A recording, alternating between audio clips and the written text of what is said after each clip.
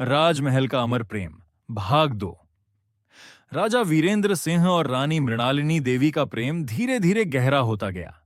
दोनों राज्यों के लोग भी इस रिश्ते से खुश थे, लेकिन महल के भीतर महासेनापति भैरव ईर्ष्या से जल रहा था। वह स्वयं सत्ता चाहता था। उसने झूठे संदेश भेजकर दोनों राज्यों के बीच गलतफहमी पैदा कर दी। राजा को लगा कि चंद्रपुर ने विश्वास तोड़ा है। उधर रानी को बताया गया कि राजगढ़ युद्ध की तैयारी कर रहा है। दोनों के दिल टूट गए, पर उनके मन में प्रेम अभी भी जीवित था। रानी ने सत्य जानने का निर्णय लिया। आधी रात को वे अकेली घोड़े पर सवार होकर राजगढ़ पहुंची। उन्होंने राजा से कहा, हमारा प्रेम किसी छल से हार नहीं सकता।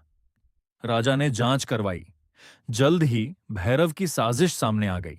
उसे बंदी बना लिया गया और दोनों राज्यों में फिर से शांति स्थापित हो गई। राजमहल का अमर प्रेम भाग 3। भव्य समारोह में राजा वीरेंद्र और रानी मृणालिनी का विवाह हुआ। पूरे राज्य में दीप जलाए गए, नृत्य हुआ और खुशियां मनाई गईं। कुछ समय बाद महल के खजाने में एक प्राचीन नक्शा मिला, जिसमें प्रेम रत्न का रहस्य छिपा था। कहा जाता था कि यह रत्न केवल सच्चे प्रेमियों को मिलता है।